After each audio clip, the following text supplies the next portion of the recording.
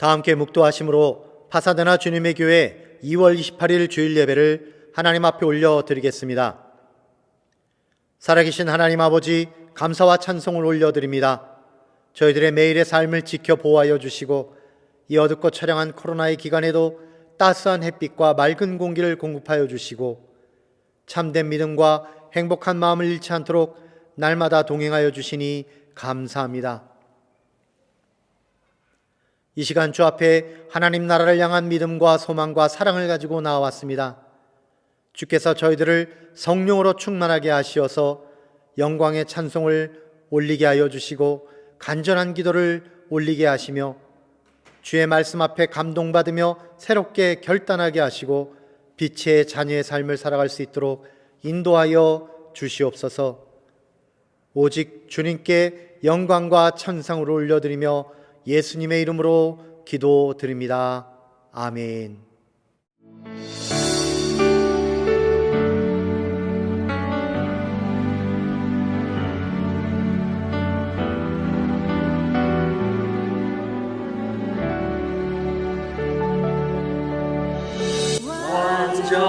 완전하신 나의 주, 의의 길로 나 인도하소서. 행하신 모든 일 주님의 영광 다 경배합니다.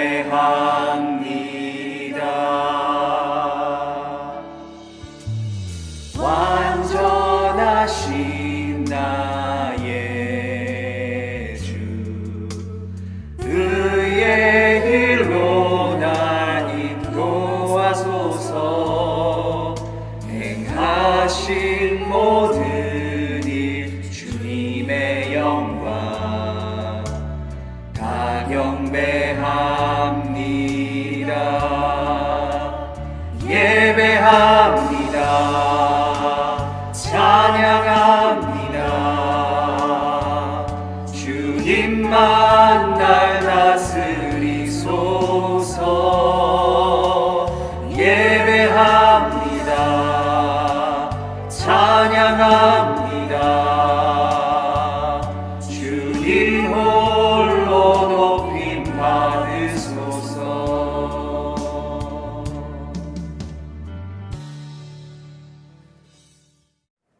이 시간 교동문 82번 빌립보서 2장을 저와 여러분이 한 목소리로 봉독하여 올리겠습니다.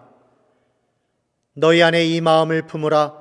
곧 그리스도 예수의 마음이니 그는 근본 하나님의 본체시나 하나님과 동등됨을 취할 것으로 여기지 아니하시고 오히려 자기를 비워 종의 형체를 가지사 사람들과 같이 되셨고 사람의 모양으로 나타나사 자기를 낮추시고 죽기까지 복종하셨으니 곧 십자가에 죽으심이라. 이러므로 하나님이 그를 지극히 높여 모든 이름 위에 뛰어난 이름을 주사 하늘에 있는 자들과 땅에 있는 자들과 땅 아래에 있는 자들로 모든 무릎을 예수의 이름에 꿇게 하시고 모든 입으로 예수 그리스도를 주라 시인하여 하나님 아버지께 영광을 돌리게 하셨느니라. 아멘.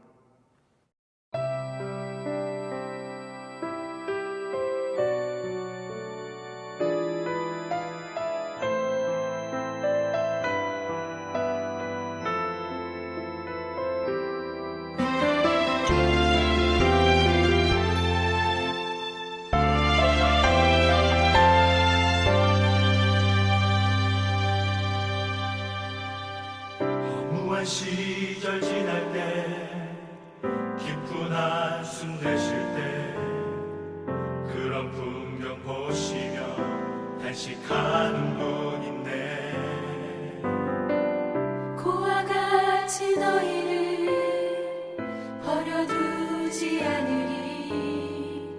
내가 너희와 영원히 함께하리라. 성령이 오셨네.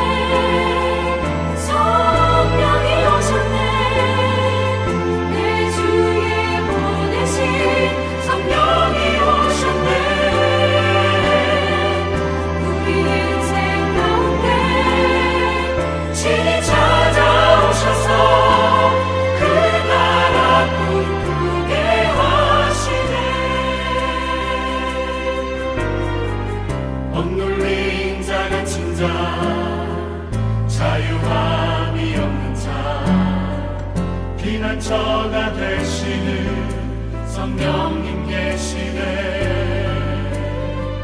주의 영이 계신 곳에 참 자유가 있다네 진리의 영이신 성령이 오셨네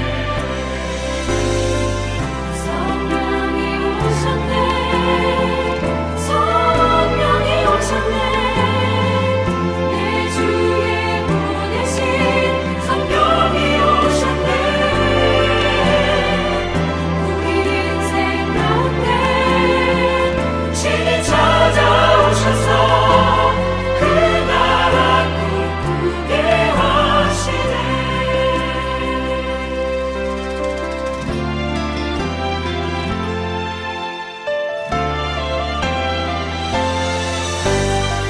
성령이 오셨네 성령이 오셨네 내 주에 보내신 성령이 오셨네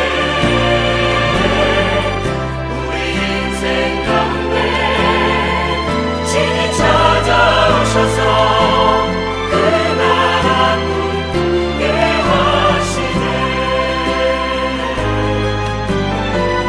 성령이 오셨네 성령이 오셨네 내 주에 보내신 성령이 오셨네 우리 인생 가운데 친히 찾아오셔서 그 나라 꿈꾸게 하시네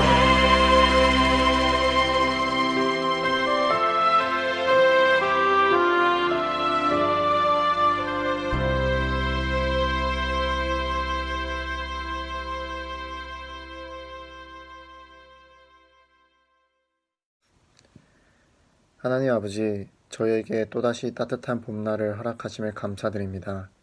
겨울이 가고 따뜻한 봄이 오듯이 이 세상에도 코로나가 없어져 사람들이 다시 만나고 교제할 수 있게 해주세요. 또한 저희의 마음에도 따뜻한 햇살이 내리쬐어 주어진 모든 상황에 감사함으로 나갈 수 있기를 기도합니다. 저희가 주변의 지체들을 위해 기도하길 원합니다.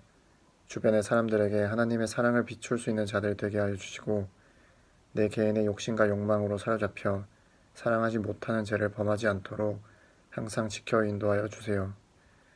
우리가 서로 사랑할 때 하나님께서 그곳에 계신 줄 믿습니다. 가정을 사랑하고 이웃을 사랑하는 저희들 되기를 소망하며 예수님의 이름으로 기도드립니다. 아멘. 오늘 주시는 하나님의 말씀은 마태복음 18장 21절에서 35절입니다. 하나님 나라의 왕 예수 8번째 시간으로 제목은 왕의 마음 용서하심 The King's Heart Forgiveness 입니다. 21절로부터 함께 읽겠습니다.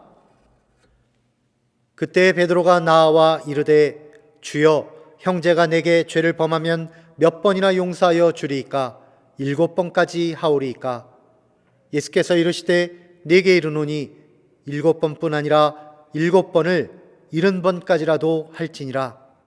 그러므로 천국은 그 종들과 결산하려 하던 어떤 임금과 같으니 결산할 때 10,000달란트 빚진 자 하나를 데려오매 갚을 것이 없는지라 주인이 명하여 그 몸과 아내와 자식들과 모든 소유를 다 팔아 갚게 하라 하니 그 종이 엎드려 절하며 이르되 내게 참으소서 다 갚으리이다 하거늘 그 종의 주인이 불쌍히 여겨 놓아보내며 그 빚을 탕감하여 주었더니 그 종이 나가서 자기에게 100데나리온 빚진 동료 한 사람을 만나 붙들어 목을 잡고 이르되 빚을 갚으라 하매 그 동료가 엎드려 간과하여 이르되 나에게 참아주소서 갚으리이다 하되 허락하지 아니하고 이에 가서 그가 빚을 갚도록 옥에 가두거늘 그 동료들이 그것을 보고 몹시 딱하게 여겨 주인에게 가서 그 일을 다 알리니 이에 주인이 그를 불러다가 말하되 악한 종아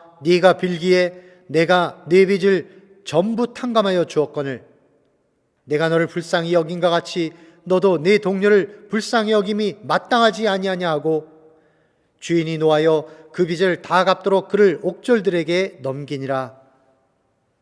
너희가 각각 마음으로부터 형제를 용서하지 아니하면 나의 하늘 아버지께서도 너희에게 이와 같이 하시리라. 아멘. 할렐루야. 사랑하는 성도 여러분, 반갑습니다. 오늘도 하나님 말씀 속에서 저와 여러분의 심령 가운데 믿음과 소망과 사랑이 가득 넘치게 되시기를 주님의 이름으로 축원드립니다. 오늘 말씀은 마태복음 18장 21절에서 35절 말씀으로, 이 제목은 하나님 나라의 왕 예수 8번째 시간입니다. 왕의 마음 용서하심, The King's Heart Forgiveness 라는 제목으로 함께 보겠습니다. 등에 박힌 총알, 이것보다 더 끔찍한 게 무엇인지 아십니까? 그 답은 요한 크리스토퍼 아놀드라고 하는 사람이 쓴 책 왜 용서해야 하는가? Why Forgive? 라는 책에 그 답이 나와 있습니다. 이 아놀드는 기독교 공동체 브루더호프의 그런 공동체를 섬기는 목사요 작가입니다. 그가 말했습니다. 등에 박힌 총알보다 가슴 속에서 자라는 복수심이 더 끔찍하다라고 말입니다. 이 말은 우리가 만일 용서하지 못하면 피해를 입은 자기 자신이 더 끔찍한 삶을 살게 된다라고 하는 뜻입니다. 제가 목회를 하면서 지금까지 수많은 가정들을 상담을 하였습니다. 그 가정에서 부부간에 아주 범하기 쉬운 실수 한 가지 모습을 발견하였습니다. 그것은 바로 용서하지 못하는 마음이 담겨 있는 말을 하는 것입니다. 예를 들어서 부부싸움을 하면서 제일 하지 말아야 할 말들 중에서 하나가 바로 당신 옛날에도 그랬잖아 라고 하는 말입니다. 이 말 속에 담겨 있는 뜻은 당신이 예전에 한 실수나 어떤 잘못에 대해서 내가 용서하지 않은 채 지금까지 살아왔다 라고 하는 것이 그 마음이 담겨 있는 말이 되는 것입니다. 당신의 그 잘못들을 내가 낱낱이 다 기억하고 있다라는 뜻이죠. 그러나 우리가 행복한 삶을 살려면요, 우리는 용서할 줄 알아야 합니다. 상대방의 잘못을 눈 감아주고 잊어주고 깨끗이 지워줄 줄도 알아야 하는 것입니다. 오늘 말씀의 주제는 용서가 되겠습니다. 용서라고 하는 것은 사실 대단히 어려운 일입니다. 보통 사람이 서너 번 정도 용서를 했다, 그러면 정말 대단한 일이죠. 내가 너를 3번 용서했다라는 말은 너가 나에게 저지른 3번의 사건을 내가 잊어주겠다라는 뜻이 되는 것입니다. 그러므로 3번의 용서는 정말 대단한 것입니다. 그런데 오늘 본문에서 베드로는 예수님의 수제자로서 이 자부심이 강한 사람이었어요. 그래서 용서에 관하여 질문을 하면서 3번보다도 더 대단한 숫자를 제시하였습니다. 21절입니다. 그때 베드로가 나와 이르되 주여, 형제가 내게 죄를 범하면 몇 번이나 용서하여 주리이까? 7번까지 하오리이까? 지금으로부터 약 2000여 년 전인 이 베드로가 살던 시대에는요, 그 당시는 무조건 복수하는 것이 맞습니다. 복수하지 않으면 겁쟁이라고 놀림을 받는 그런 시대였습니다. 그런데 예수님이 나타나셔서 하시는 말씀이 용서야말로 귀한 가치다라고 말씀을 하시는 것이죠. 그러니까 예수님의 수제자인 베드로는 이 용서에 대해서 예수님으로부터 인정을 받고 싶었습니다. 그래서 자그마치 7번 용서라고 하는 파격적인 제안을 했던 것입니다. 7번 용서라고 하면 우리가 생각해도, 오늘날 우리 시대에도 봐도 정말 대단한 용서의 횟수입니다. 베드로는 이러한 질문을 통해서 자기가 예수님의 제자로서 7번이나 용서할 수 있는, 용서할 만한 그런 수준이 되는 사람이다 라고 하는 사실을 이렇게 은근히 슬그머니 비추게 된 것입니다. 그런데 예수님께서 그에 대하여, 그 질문에 대하여 하신 대답은 참으로 베드로의 예상을 훨씬 뛰어넘는 정말 뜻밖의 말씀을 하셨습니다. 22절 말씀입니다. 예수께서 이르시되 내게 이르노니 7번뿐 아니라 7번을 70번까지라도 할지니라. 예수님은 놀랍게도 7 곱하기 70번, 7번의 70번, 즉 곱해보면 어떤 사람은 이렇게 말합니다. 7 곱하기 70은 490번, 그러니까 490번의 용서를 말씀하셨다라고 하는 것입니다. 그리고 어떤 사람은 심지어 490번의 다음 숫자인 491번째 죄에 대해서는, 잘못에 대해서는 용서받지 못한다라고 해석하기까지 했습니다. 그러나 예수님은 그런 식으로 용서의 숫자를 카운트하라고 말씀하시는 것이 아닙니다. 예수님께서는 숫자를 세지 않는 용서, 무한정의 용서, 즉 진정한 용서를 하라고 말씀하시는 것입니다. 오늘의 이 말씀 속에서 우리는 우리의 이 민낯이 다 드러나는 것을 경험하게 됩니다. 우리는 지금까지 해왔던 우리의 그 용서는 위선적인 용서이고, 그 위선적인 용서의 실상이 무엇인지 이 말씀을 통해서 다 드러나게 되는 것입니다. 우리는 착한 사람 신드롬에 빠져 있습니다. 이렇게 해야지 다른 사람이 나를 좋게 볼 것이다. 그래서 얕은 용서를 하는 것이죠. 용서했다고 말하지만 그러나 실제로는 용서하지 않은 그런 얕은 용서를 했던 우리의 속살이 다 드러나게 되는 것입니다. 진실로 용서란 무엇입니까? 용서란 하나님 아버지의 심정이 담긴 그 눈빛으로 상대방을 바라보는 것입니다. 용서란 우리 왕 대신 예수 그리스도의 얼굴로 여러분 당신의 배우자를, 이웃을, 원수를 그렇게 대하는 것입니다. 성령의 충만한 마음이 담긴 그 언어로서 이웃과 함께 대화를 나누는 것이 바로 용서의 참 뜻이라고 할 수 있습니다. 예수님은 우리들에게 용서에 대해서 쉽고 확실히 이해할 수 있도록 어떤 하나의 비유를 이제 말씀하시면서 비유를 통해서 이 용서에 대하여 우리가 좀 더 정확하게 자세히 알 수 있도록 우리를 가르쳐 주셨습니다. 그 비유는 무엇입니까? 바로 23절에 비유의 첫 부분이 나옵니다. 그러므로 천국은 그 종들과 결산하려 하던 어떤 임금과 같으니, 이 비유에 등장하는 인물들이 등장하는 개념이 천국, 종들, 임금이라고 하는 세 단어가 나옵니다. 이것에 대해서 먼저 설명을 드리겠습니다. 그렇게 하면 이 다음에 나오는 비유의 내용에 대해서 예수님께서 어떤 말씀을 하시려는지를 우리가 잘 이해할 수 있기 때문입니다. 먼저 천국은 하나님의 나라를 뜻합니다. 물론 이것은 우리가 이 생을 마치게 되면 바로 저 세상으로 가는 그 하나님의 나라, 천국을 말하기도 합니다만, 동시에 현재적 우리 삶에서 이루어가게 되는 하나님의 나라를 뜻하기도 합니다. 그리고 여기 나오는 이 종들이라면 우리 모든 사람을 뜻하는 것입니다. 물론 이 안에는 우리 크리스찬들도 다 포함이 되어 있습니다. 그리고 임금, 이분은요, 사람들의 생애에 있어서의 그 마음의 빚, 죄의 빚을 결산하시는 분이 있어요. 그분이 바로 우리 값을, 이 죄의 값을 최종 결산하시는 분, 우리 주 예수 그리스도를 뜻하는 것입니다. 24절,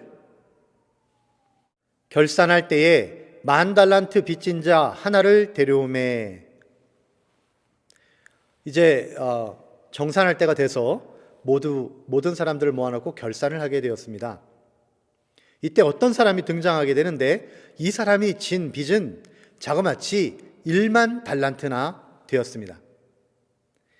한 달란트는 은화 6,000데나리온에 해당이 되는데요, 이것은 일당을 받고 일을 하는 그런 노동자가요 20년 동안을 일해야지 벌을 수 있는 돈이 바로 이 1달란트에 해당된다고 합니다. 그러니까 1만 달란트라고 하면 20년어치의 일당 곱하기 1만, 즉 일당 받는 노동자가 20만 년을 일해야지 겨우 만들어낼 수 있는 돈이 되는 것입니다.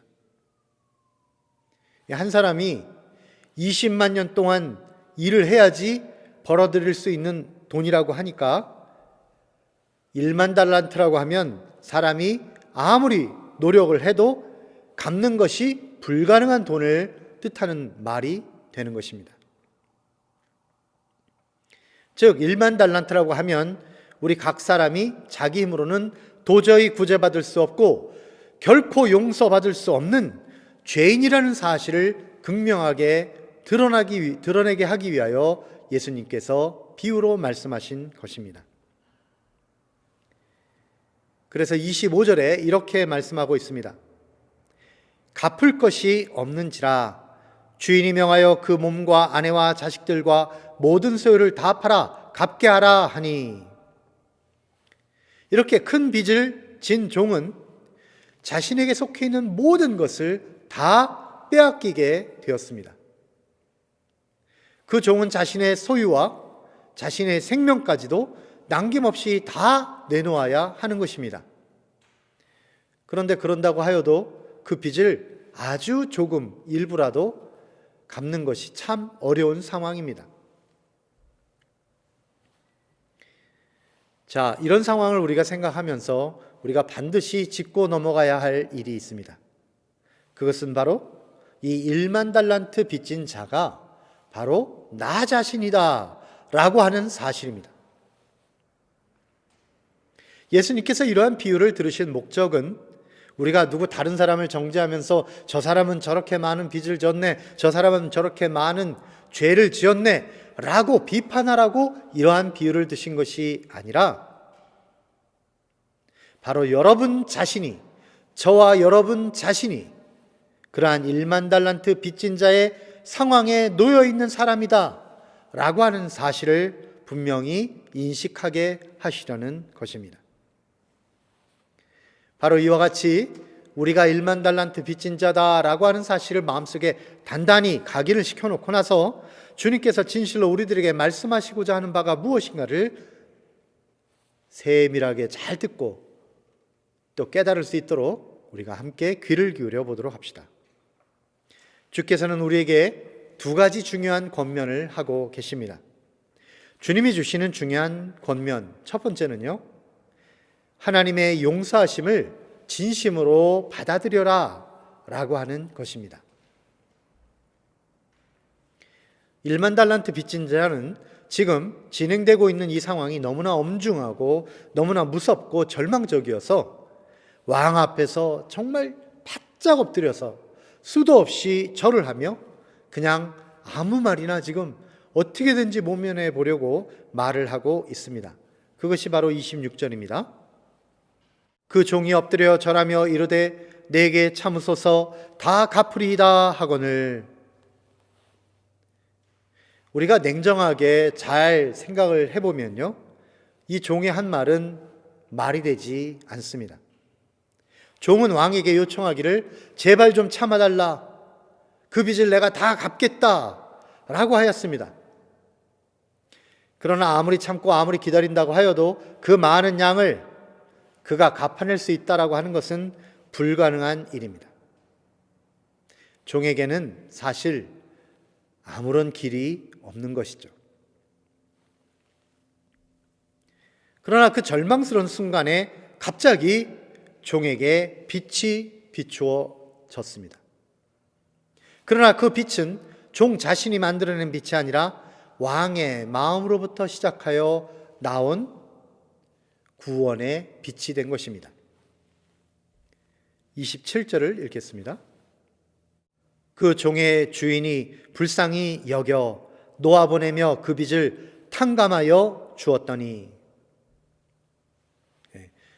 canceled the debt, 다시 말하면 빚을 완전히 다 지웠다, 탕감했다 라고 되어 있습니다. 종의 주인인 임금님이 종을 불쌍히 여기게 된 것이죠.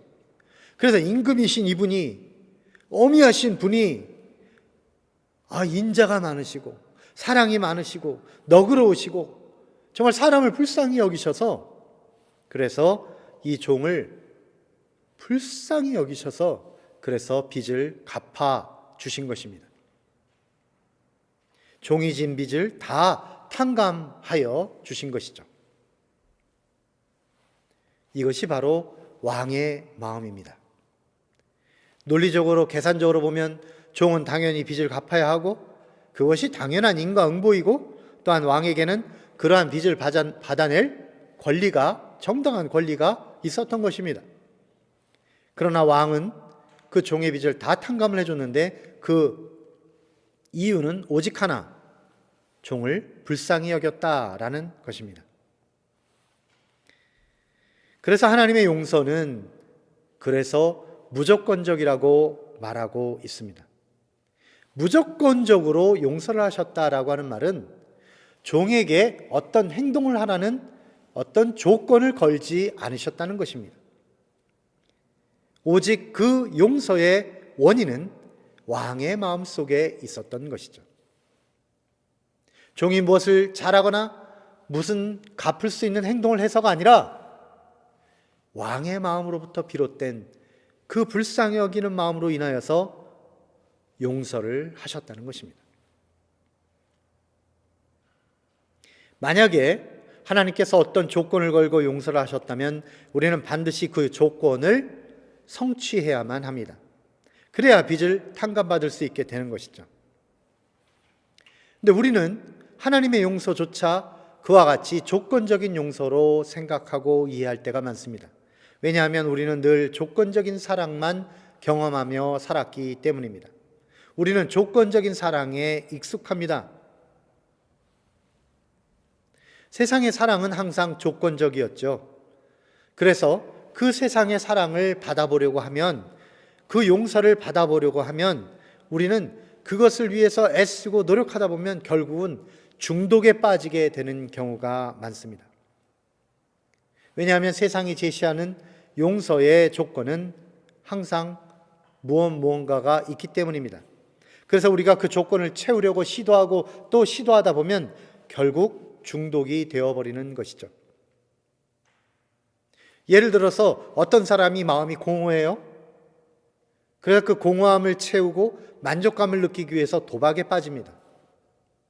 그런데 도박의 신은 그 사람에게 조건을 내겁니다. 계속해서 너의 돈을 바쳐라. 그 조건을 만족시키기 위해서 계속해서 돈을 가져다 주며 도박을 하는 이 사람은 결국 도박에 중독되게 되는 것입니다. 그러나 하나님의 사랑은 이와 같은 다만이라고 하는 한 가지 조건이 없습니다. 하나님은 우리를 사랑하시는 데 있어서 조건을 1도 걸지 않으셨다는 것입니다. 그냥 무조건적으로 우리를 사랑하시고 무조건적으로 우리를 불쌍히 여기심으로 그 하나님의 사랑에 기대어서 이와 같은 용서가 일어나게 된다는 것입니다. 그러므로 우리들에게는 아무런 조건을 걸지 않으시는 하나님의 무조건적인 사랑을 펼치시게 되는 것이죠. 그런데요, 이 무조건적인 용서 이면에 있는 그 희생을 우리는 결코 잊어서는 안 됩니다. 만일 어떤 사람이 내게 한 1,000불이라도 빚을 졌다고 합시다. 그런데 내가 그 사람을 용서해 줬다라고 하는 말은 그 잃어버린 1,000불에 대한 모든 손해의 감수는 내가 하겠다는 뜻이 되는 것입니다. 다시 말하면 용서에는 희생이 따르게 되는데 그 희생을 용서하는 사람이 스스로 희생하겠다고 각오한 것을 뜻하는 것이죠. 그러므로 이 왕이 그 종을 용서하면서 왕이 보게 되는 손해, 즉 다시 되찾을 수 없는 이 1만 달란트의 빚에 대해서는 그 책임을 다 누가 떠안느냐? 바로 왕이 그 손해를 떠안게 된다는 것입니다. 그렇다면 그 1만 달란트의 손해를 떠안은 왕은 누구이며 그때 떠안은 그 손해는 무엇입니까? 그 손해를 떠안으신 왕은 바로 우리 주 예수 그리스도이십니다. 모든 인류가 한 사람 한 사람씩 그 1만 달란트씩의 큰 도저히 갚을 수 없는 빚을 예수님께서 다 감당을 하셨다는 것입니다. 그리고 우리 인류가 지은 그 감당할 수 없는 죄의 빚을 다 지시고 그 책임을 이루시려고, 그 빚을 탕감하시려고 예수님은 자신의 생명을 죗값으로 내어주셨습니다. 그것이 바로 십자가의 비밀인 것입니다. 그런데 그 빚을 다 탕감받기 위해서 우리가 한 일이 무엇입니까? 우리가 한 일은 아무것도 없습니다. 다만 한 가지가 있는데요. 이 한 가지는 어떤 조건이 아니고 그것을 받아들이는 자세 그 자체입니다. 다시 말해서 믿는 자에게 그와 같은 탕감의 역사가 일어난다는 것이죠. 우리를 불쌍히 여기시는 주님의 마음, 주님의 사랑, 주님의 그 희생을 마음으로 우리가 받아들이기만 하면 된다는 것입니다. 주님의 사랑의 전류가 우리 몸에도 통하도록 우리 마음을 열어드리는 것, 그것이 바로 우리의 단 한 가지 자세이죠. 그러므로 사랑하는 여러분, 하나님 아버지의 용서하심을 진실함으로 받아들이는 믿음의 사람들이 다 되시기를 바랍니다. 그 무조건적인 사랑 안에 영원히 거함으로 하나님이 주시는 영원한 생명을 누리는 저와 여러분이 다 되시기를 우리 주님의 이름으로 축복드립니다. 예수님의 1만 달란트 빚진 자의 비유를 통해서 우리에게 교훈하시는 말씀은 이와 같이 첫째로 하나님의 용서하심을 진심으로 받아들여라 라고 하는 것이라고 한다면, 두 번째는요, 우리도 왕의 마음을 따라서 형제를 용서해야 한다라고 하는 것입니다. 이제 왕의 사랑과 배려로 인해서 그 어마어마한 빚을 탕감받은 그 종은 밖에 나가서 어떻게 사는 것이 옳겠습니까? 우리가 그 종의 입장에 서서 생각해 보면요, 그 무시무시한 심판의 현장에서 이제 막 빠져나왔어요. 그리고 그 어마어마한 빚을 다 탕감받고 풀려나게 되었어요. 그렇다면 밖에 나오면서 어떤 마음이 들겠습니까? 한번 생각해 보십시오. 하늘이 달라 보이고 땅이 달라 보이고 사람이 달라 보이지 않겠습니까? 하늘을 나는 저 새의 아름다운 노랫소리가 귀에 들어오지 않겠어요? 저 들녘에 핀 이른모를 그런 꽃에서 나오는 향기에, 그 향기에 몸을 의지해서 마음의 평안을 누리지 않겠습니까? 그리고 사람들을 만날 때마다 그들의 영혼을 정말 사랑하고 불쌍히 여기면서 반갑게 인사도 하고 또한 그들을 위하여 축복 기도를 하지 않겠습니까? 그런데 그 종은요, 어떻게 했는지 아십니까? 심판대에서 풀려나오자마자 그가 받은 자유를 만끽하기도 전에 너무나도 어처구니 없는 행동을 하고 말았던 것입니다. 28절입니다. 그 종이 나가서 자기에게 100데나리온 빚진 동료 한 사람을 만나 붙들어 목을 잡고 이르되 빚을 갚으라. 그 종은 그 행복하고도 감사가 넘치는 그 타이밍에 갑자기 동료 한 사람을 만났는데 그 동료는 자기한테 평상시에 100데나리온의 빚을 진 사람이었어요. 평상시에 두고 보자 하고 있었던데 그때 그 동료를 만나자 갑자기 모든 자신이 가진 감사와 평안이 다 기쁨이 깨어져 버린 것입니다. 그리고 동료의 목을 꽉 붙잡고는 그 100데나리온의 빚을 갚아라 라고 하며 악을 쓰고 있었던 것입니다.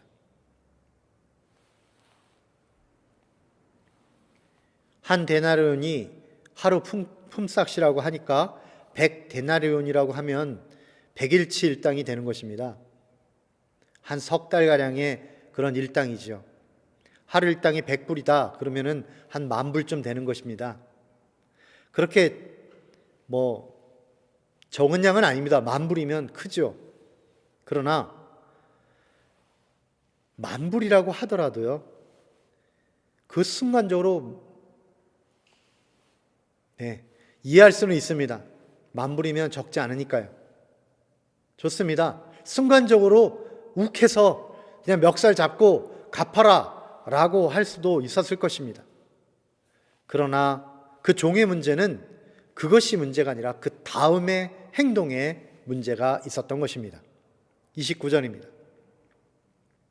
그 동료가 엎드려 간구하여 이르되 나에게 참아주소서 갚으리이다 하되, 여기서 동료가 엎드려 간구하면서 참아달라고 기다려달라고 한 것은 무슨 말입니까?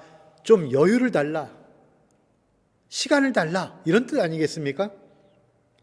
우리는 이렇게 좀 참고 여유를 달라고 하는 동료가 있으면요, 좀 어느 정도의 빚을 하면 여유를 줄 줄 알아야 되는 것이죠.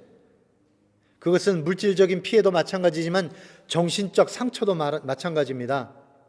누가 나에게 어떤 정도의 정신적 상처를 입혔다, 그래서 두고 보자 했는데 그 사람이 좀 참아달라, 좀 기다려달라 이렇게 말했으면 어떻게 해야 돼요?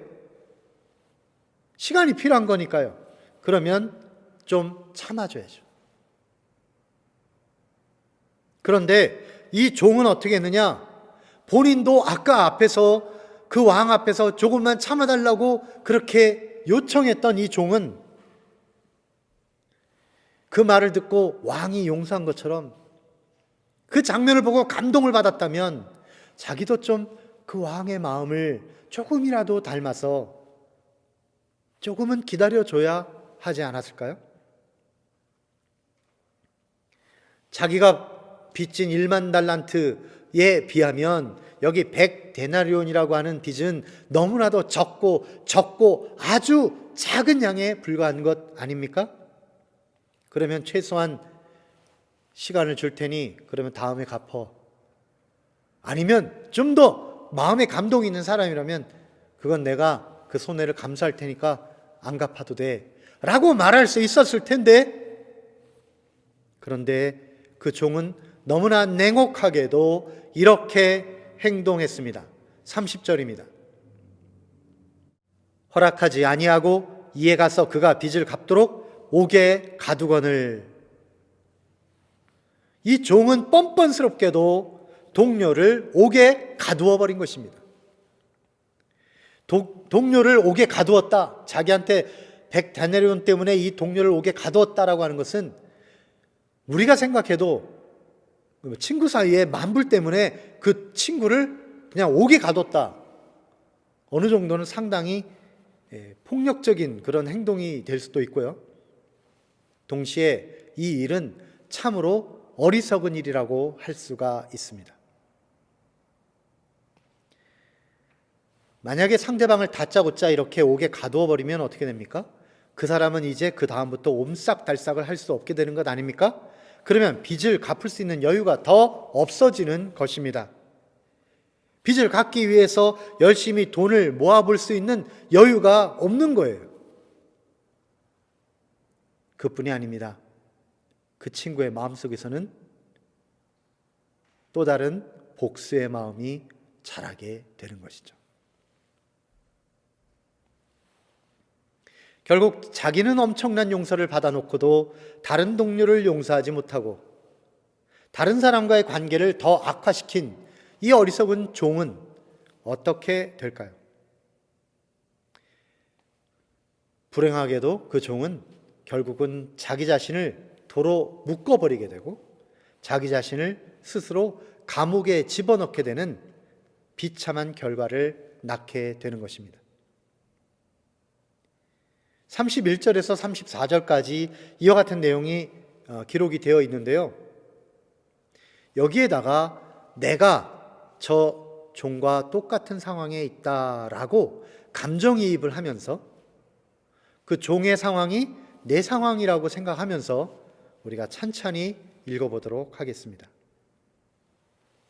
그 동료들이 그것을 보고 몹시 딱하게 여겨 주인에게 가서 그 일을 다 알리니, 이에 주인이 그를 불러다가 말하되 악한 종아, 네가 빌기에 내가 네 빚을 전부 탕감하여 주었거늘 내가 너를 불쌍히 여긴과 같이 너도 네 동료를 불쌍히 여김이 마땅하지 아니하냐?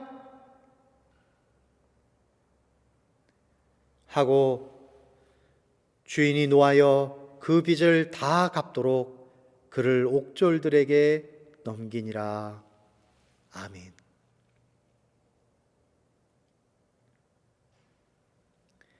참으로 슬픈 결말입니다. 그렇다면 주님께서는 비유로 말씀하시는 거잖아요, 내용이. 비유인데도 불구하고 왜 굳이 그 종의 마지막이 감옥에 들어가는 것으로 끝을 맺게 하셨을까요?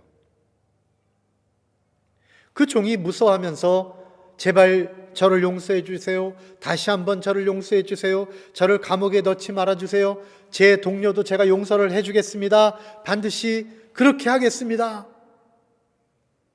라고 하면서 왕이 다시 풀어줬다 하는 해피엔딩으로 마무리를 해 주셨으면 얼마나 좋았겠습니까?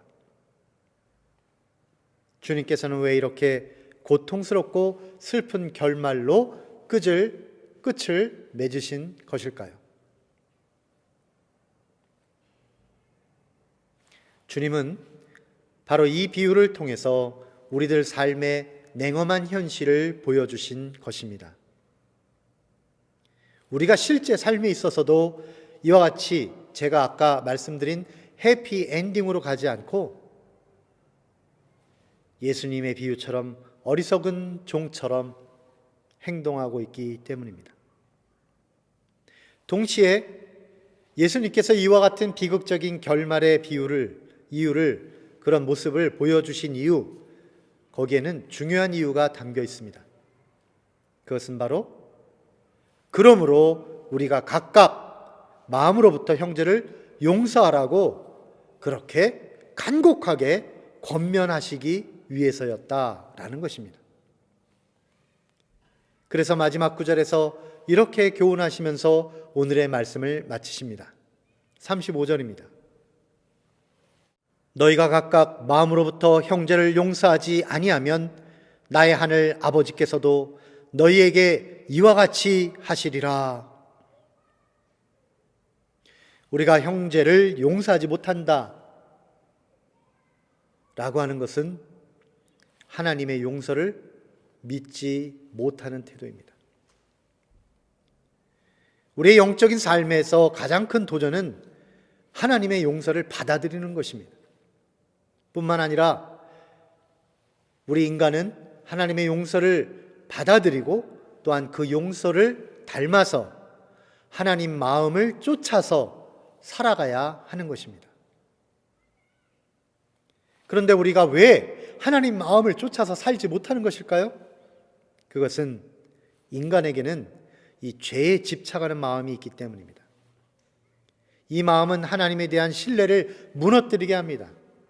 하나님께서 죄를 용서하시고 이제는 과거를 청산하고 새로운 인생을 살아라 라고 기대하시는 그 기대를 우리가 저버리게 하는 것이죠. 하나님의 진심을 받아들이지 못하면 그 엄청난 용서를 받아들이지도 못하게 되고 결국은 실제로 회개하지 못하게 되고 다른 사람도 용서할 수 없는 그런 강팍한 마음으로 흘러가게 되는 것입니다. 그러므로 우리는 진실로 하나님 앞에 회개해야 합니다. 하나님의 용서를 마음속에 받아들여야 하는 것입니다. 그 가운데 우리가 다른 사람도 용서할 수 있는 사랑의 넉넉함이 우리 마음에 가득 차게 되는 것이죠. 2006년 10월 2일 날 한 아미시 마을에 서 있었던 총격 사건은 이 아미시 커뮤니티가 하나님의 용서를 제대로 실천하는 사람들이다 라고 하는 것을 보여준 사건입니다. 이 아미시 사람들은 누구입니까? 유럽에서 신앙의 박해를 피해서 1693년에 미국에 들어와서 살고 있는, 그리고 그들의 신앙을 지키고 그들의 옛 생활 양식을 그대로 고수하면서 살고 있는 신앙 공동체입니다.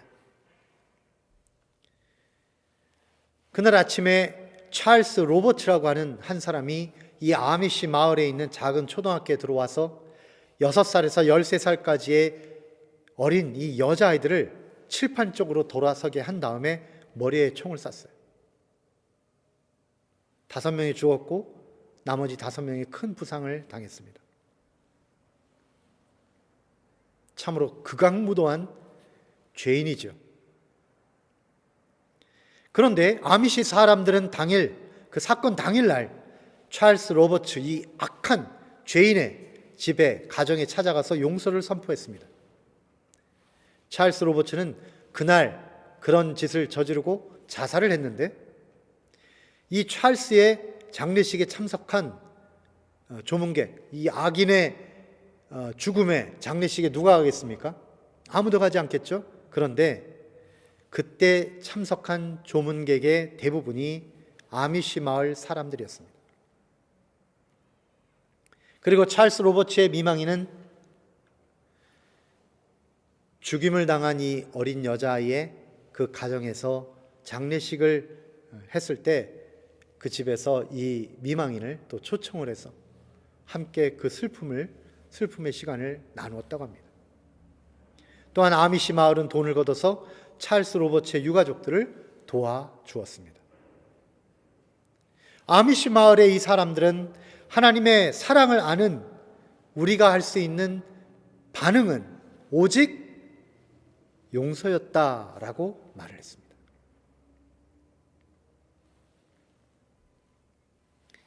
용서라고 하는 것은 복수를 포기하고 자비를 베풀려는 의지입니다. 용서라고 하는 것은 하나님의 마음을 닮아가려고 우리가 우리 자신을 하나님 앞에 내어놓는 과정입니다. 용서란 결국 두 사람 사이에 생긴 문제로 인한 손해에 대해서 용서하는 당사자가 그 모든 손해를 감수하겠다라고 하는 것입니다. 감정의 빚, 물질적인 손해, 이거 다 내가 지고 가겠다. 참으로 어려운 일입니다. 그러나 우리가 반드시 가야 할 길이기도 합니다. 희생당한 자녀에 대한 마음의 빚을 탕감해 주었다. 이 말은 결국은 희생을 당한 그 고통을 부모가 지고 가겠다라고 하는 선언이었습니다. 이러한 손해를 감수하고 용서해 주는 것이 바로 하나님 아버지의 마음이었죠. 우리는 어렵지만 이와 같이 주님처럼, 그리고 또한 저 아미시 공동체처럼 용서를 실천하며, 그렇게 실천하려고 노력하며 살아가야 할 것입니다. 그래서 주님은 우리에게 가르쳐 주신 기도문 중에 주기도문 아시죠? 그 가운데 용서에 대한 기도문을 넣으시기도 하셨습니다. 이 기도문을, 이 용서에 대한 기도, 우리가 우리에게 죄 지은 자를 사하여 준 것 같이 우리의 죄를 사하여 주옵시고, 이와 같은 용서에 대한 기도를 저와 여러분 마음속에 늘 새기면서 살아가게 되시기를 주님의 이름으로 축원드립니다. 기도하겠습니다. 살아계신 하나님 아버지, 감사합니다. 오늘 말씀 통해서 저희들에게 참다운 용서가 무엇인지 알게 하시고, 또한 형제를 향해서 용서할 수 있는 마음을 갖게 하시니 감사합니다. 하나님께서 우리를 용서하셨고 그 모든 우리의 죄값을 담당하시기 위해서 하나님의 독생자 아들 예수님이 십자가에서 희생당하셨습니다. 저희들로 이 진리를 분명히 깨달아 알게 하시고 하나님의 자녀답게 이웃을 용서하고 원수까지도 용서할 수 있도록 믿음과 용기를 허락하여 주시옵소서. 그리하여 불쌍히 여기는 마음이 문화가 되고 용서가 마음의 본성이 되는 하나님 나라가 속히 오도록 주님이여 역사하여 주시옵소서. 예수님의 이름으로 기도드립니다. 아멘.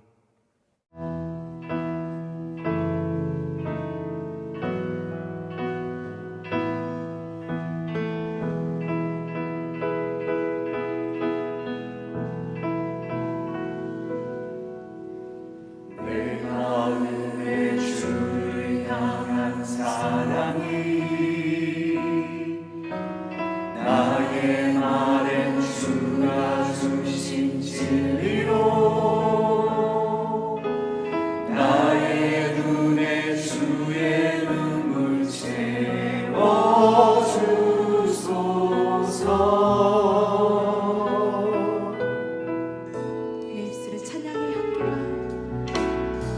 입술에 찬양의 향기가 두 손에는 주를 닮은 손길이 나의 삶의 주의 흔적 남게 하소서.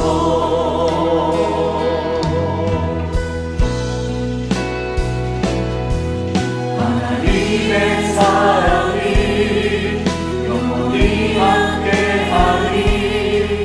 십자가의 길을 걷는 자에게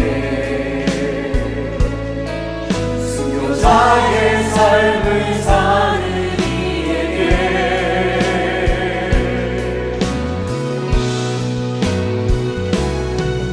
주하는 소리와 세상 유혹 속에도 주의 순결한 신부가 되리라. 내 생명 주님께 드리리.